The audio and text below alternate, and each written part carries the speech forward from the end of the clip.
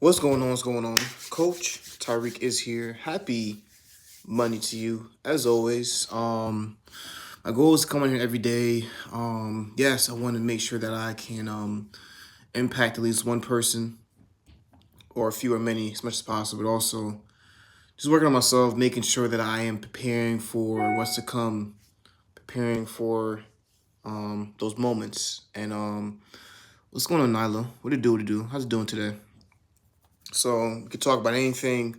If you do All-Star Cheer, let's talk about it. The things you're going through. Maybe you're dealing with a very, very hard pass. We could talk about that. Maybe you're dealing with a mental block. I don't like to use the word mental block, but that's the only way that we can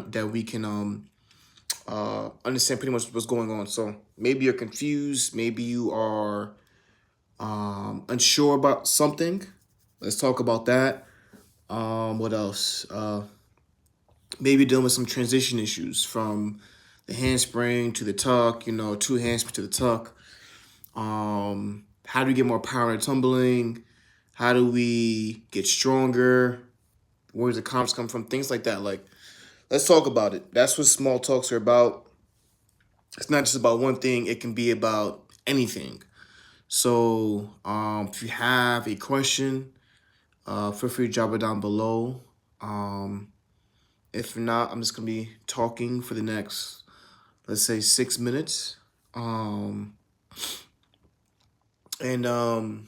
I would say that there's a lot, but I would say, yeah, one of the biggest things I would say is when an athlete is tumbling, and I can also relate to this because I remember when I was tumbling on dead mat, and what I went through as a tumbler, and also what I see when I see athletes tumbling, is confidence. Like, where does confidence come from? Like, how do we get that?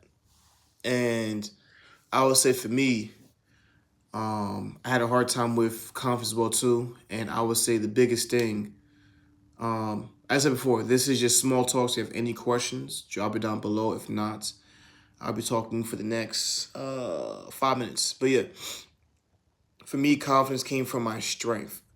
I started tumbling at the age of 23, 24, and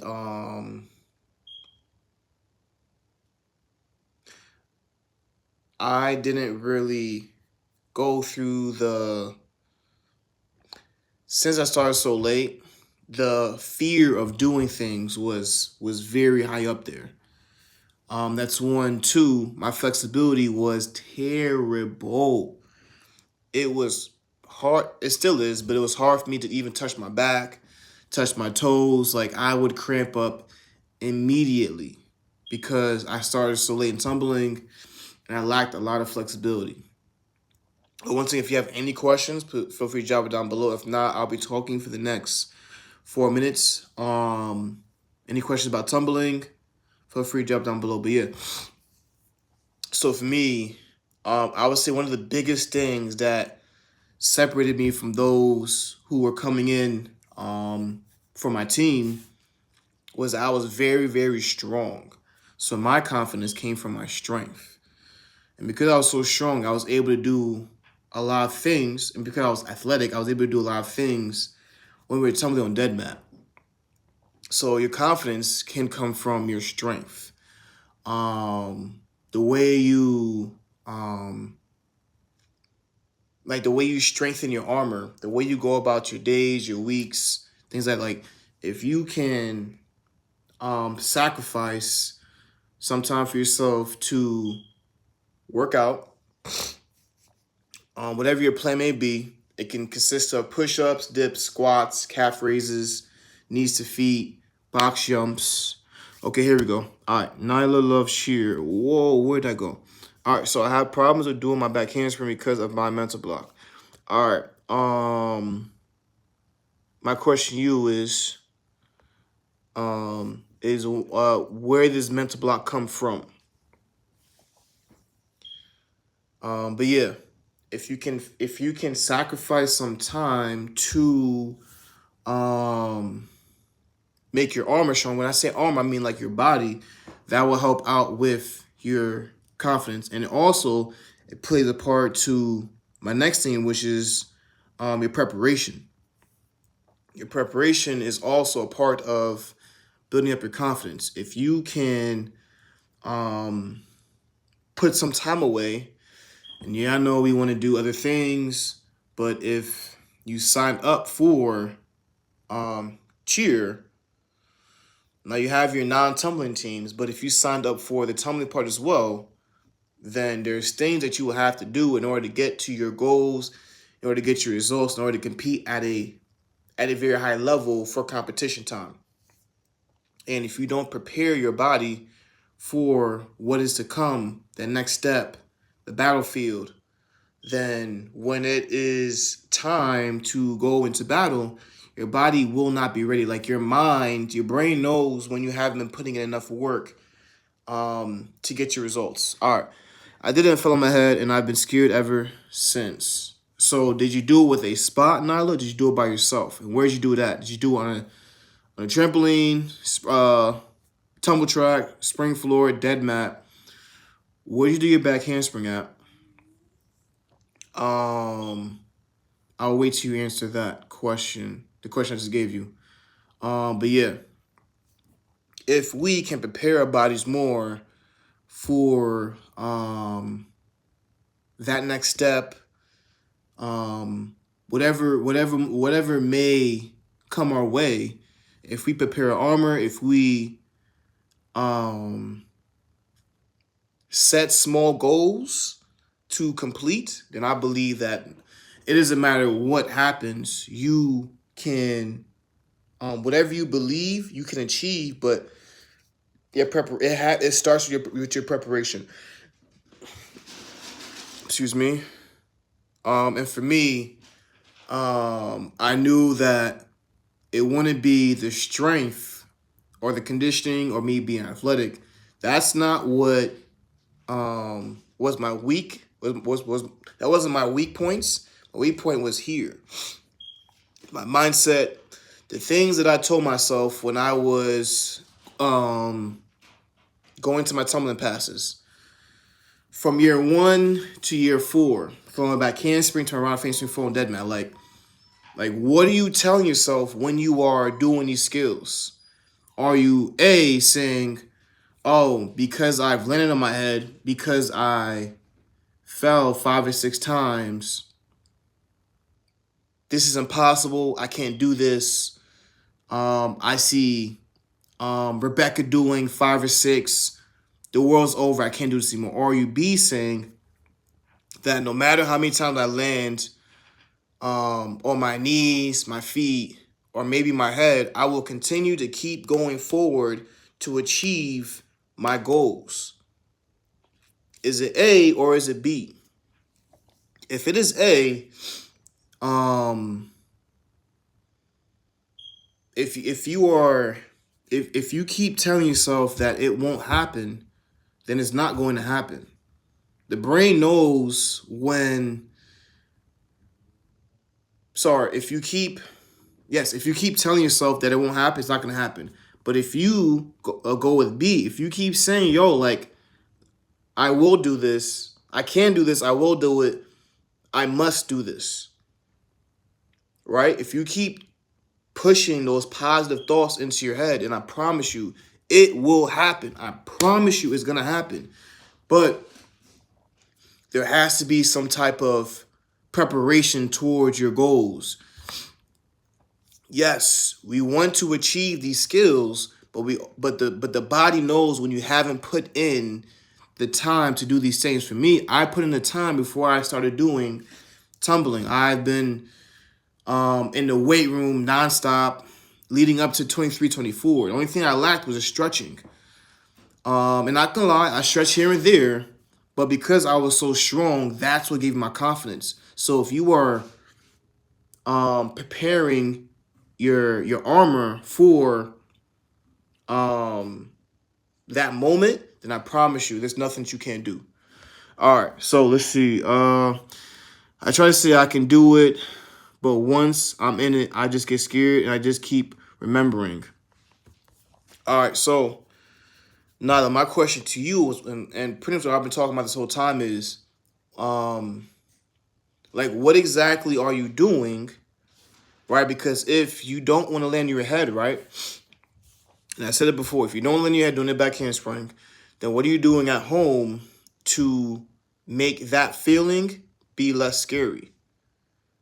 Because if you feel like you're not strong enough to jump to your hands, to jump to the handspring, the back handspring, then that's an indication of us knowing that we have to get strong for that skill. And I'm not coming at you any type of way. For me as a coach, I want to make sure that my athletes can go into their skills with the utmost confidence when they're doing these things. And your body knows when you're not strong enough. Now, it could be an indication of strength, or it could be the feeling of landing on your head. But still, if you're not doing something every day to give you confidence for that feeling, then that fear will just get bigger and bigger. I rather you neither do something about your fear than do nothing. Have my parents help and spot me, because when I do it by myself, I don't lock my arms. So if I'm new Nala, I'm working on handstands.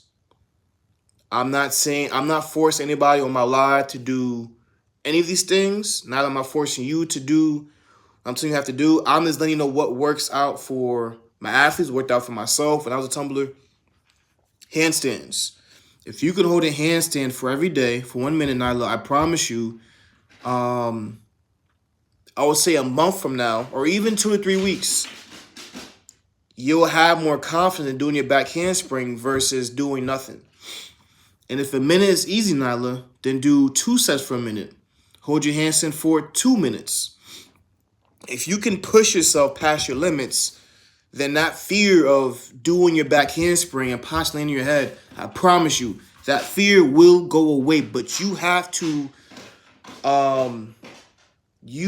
be able to you have to do more things in order to get the things that you really want, Nala. You have to do more for it to happen.